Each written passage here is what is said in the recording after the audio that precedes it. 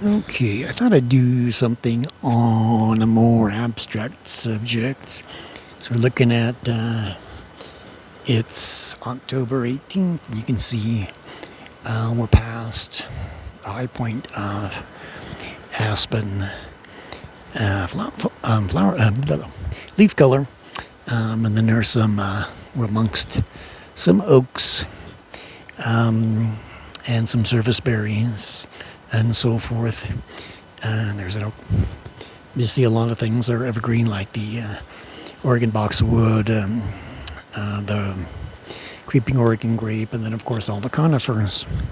So the topic is deciduousness versus not.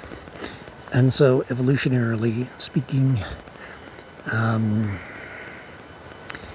deciduousness is seen as a derived characteristic, that the original plants were evergreen because, the longer you can have leaves, the more you can photosynthesize. How is that a drawback?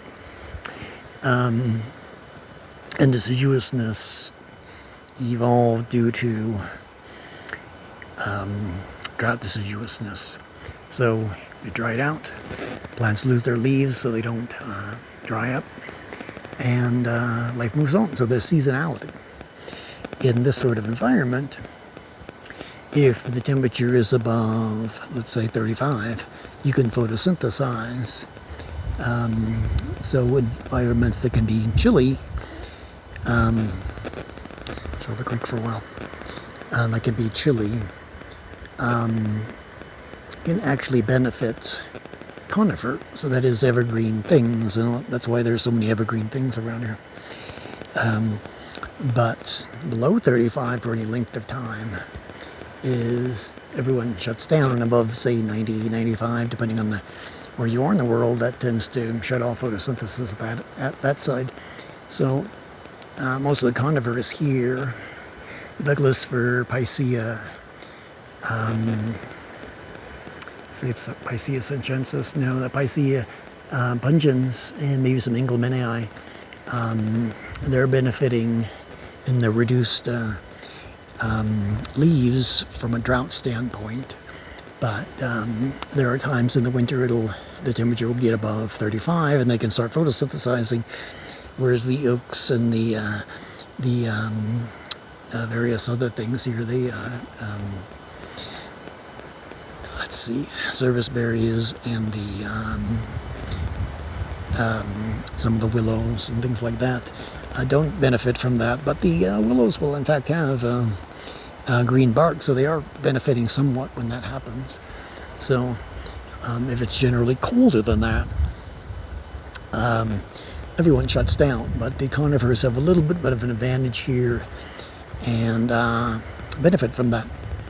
That's why we see a coniferous forest, and so that's it's probably coniferous because of the droughty issue more than anything. But anyway, so we see some little patches of yellow down there. That's a deciduous, say huckleberry, blueberry.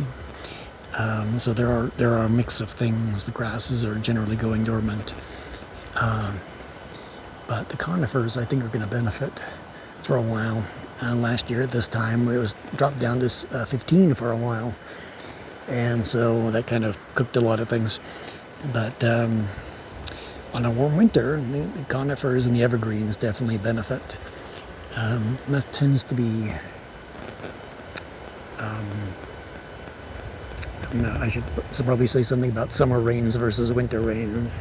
In the west, we tend to have winter rains, and in the east of the U.S. tend to have summer rains, and so summer rains benefits the broad-leafed deciduous plants, and the conifers not so much.